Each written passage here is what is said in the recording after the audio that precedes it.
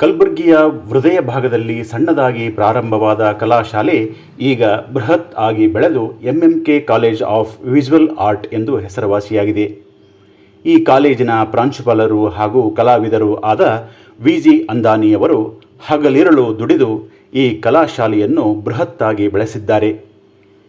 ಈ ಕಾಲೇಜಿನಲ್ಲಿ ಕಲಿತು ಹೋದ ಸಾವಿರಾರು ವಿದ್ಯಾರ್ಥಿಗಳು ನಾನಾ ರಾಜ್ಯ ಹಾಗೂ ದೇಶಗಳಲ್ಲಿ ಉನ್ನತ ಉದ್ಯೋಗದಲ್ಲಿ ಹೆಸರುವಾಸಿಯಾಗಿದ್ದಾರೆ. ಎಷ್ಟೋ ವಿದ್ಯಾರ್ಥಿಗಳ ಜೀವನಕ್ಕೆ ದಾರಿ ಮಾಡಿಕೊಟ್ಟ ವಿ.ಜಿ. ಅಂದಾನಿ ಅವರಿಗೆ ಇದೀಗ 75ನೇ ವರ್ಷದ ಸಂಭ್ರಮಾಚರಣೆಯ ವಜ್ರ ಮಹೋತ್ಸವ ಸಮಾರಂಭ ಇದೇ ತಿಂಗಳು 11ನೇ ತಾರೀಕಿನಿಂದ 13ನೇ ತಾರೀಕಿನವರೆಗೆ 3 ದಿನಗಳ ಕಾಲ ನಡೆಯಲಿರುವ ಕಾರ್ಯಕ್ರಮ ಸಿದ್ಧತೆ ಭರದಿಂದ ಸಾಗಿದೆ.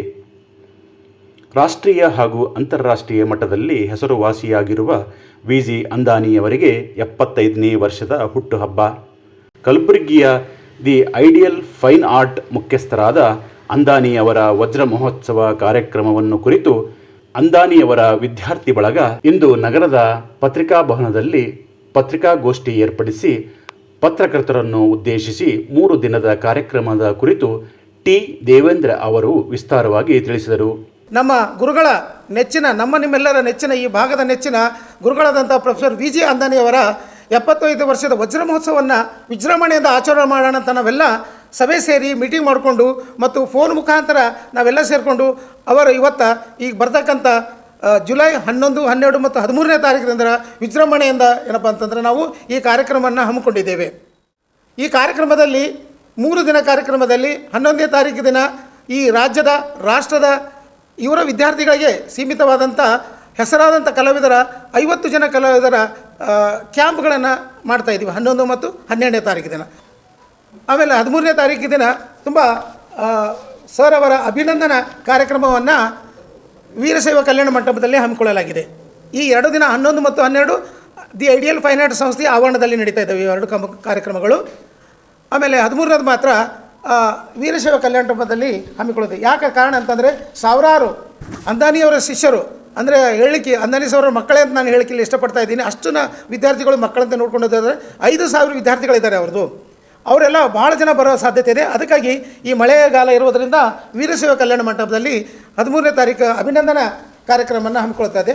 ಅದೇ ಸಂದರ್ಭದಲ್ಲಿ ಅವರನ್ನು ಕುರಿತು ಬಯಲ ಬೆಳಕು ಅಂತಕ್ಕಂಥದ್ದು ಮಹಾಗ್ರಂಥವನ್ನು ಡಾಕ್ಟರ್ ಕಾಶಿನಾಥ್ ಆಮೇಲೆ ಸತೀಶ್ ಅವರು ಬರೆದಿದ್ದಾರೆ. ಆ ಬಗ್ಗೆ ಅವರು ವಿವರಣೆ ನೀಡ್ತಾರೆ.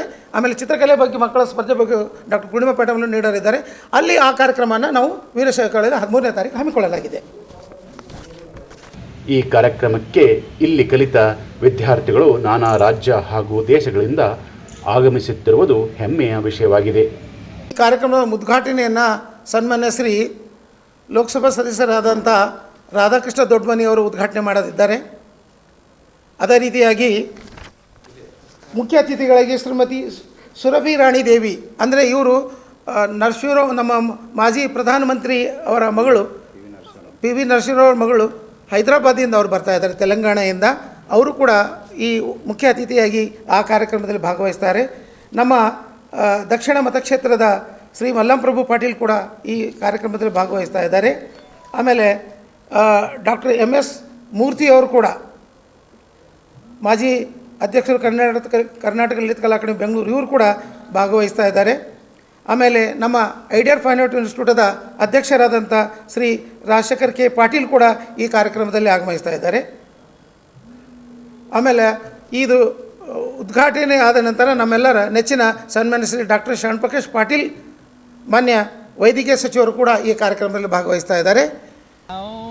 ಇವತ್ತೇನಿದ್ದೀವಿ ನಾವು ಈ ಕಲಾ ಜಗತ್ತಿನಲ್ಲಿ ಇವತ್ತು ರಾಷ್ಟ್ರ ಮಟ್ಟದಲ್ಲಿ ಆಗಲಿ ಅಂತಾರಾಷ್ಟ್ರ ಮಟ್ಟದಲ್ಲಿ ಮಿಂಚ್ತಾ ಏನಿದ್ದೀವಲ್ಲ, ಇದು ಕೊಡುಗೆ ಅಂದಾನಿ ಸರ್ ಅವ್ರು ಹೇಳ್ತೀನಿ. ನಾನಿಲ್ಲ, ಇಡೀ ನೀವು ಇಲ್ಲಿ ಕಲಿತಂಥ ಈ ಭಾಗದಾಗ ಯಾರಿಗಾದರೂ ಕೇಳ್ರಿ, ಅಂದಾನಿ ಸರ್ ಅವ್ರ ಕಾಂಟ್ರಿಬ್ಯೂಷನ್ ಭಾಳ ಇದೆ ನಮ್ಮ ಜೀವನದಲ್ಲಿ. ಭಾಳಷ್ಟು ಕಲೆ ಅಷ್ಟೇ ಇಲ್ಲ, ಭಾಳಷ್ಟು ಜೀವನವೂ ಅವ್ರಲ್ಲಿಂದ ಕಲ್ತೀವಿ ನಾವು.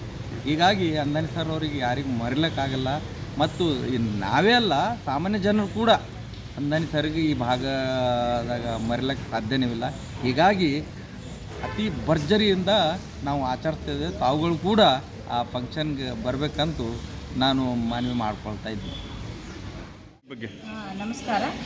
ಪ್ರೊಫೆಸರ್ ವಿಜಯ ಅಂದಾನಿಯವರ 75 ವರ್ಷದ ಹುಟ್ಟುಹಬ್ಬವನ್ನು ನಾವೆಲ್ಲರೂ ಸೇರಿ ಆಚರಣೆ ಮಾಡ್ತಿದ್ದೆವು. ನಾವೆಲ್ಲರೂ ಅವರ ಶಿಷ್ಯಂದು ಒಳ್ಳೆಯ ಥರದ ಒಂದು ಹಬ್ಬದ ವಾತಾವರಣ ಇರುವಂಥದ್ದು ಒಂದು ದೊಡ್ಡ ಪ್ರಮಾಣದ್ದು ಬಹಳ ಖುಷಿಯಿಂದ ಆಚರಣೆ ಮಾಡಿದ್ದೀವಿ. ತಾವುಗಳೆಲ್ಲರೂ ಬರಬೇಕು.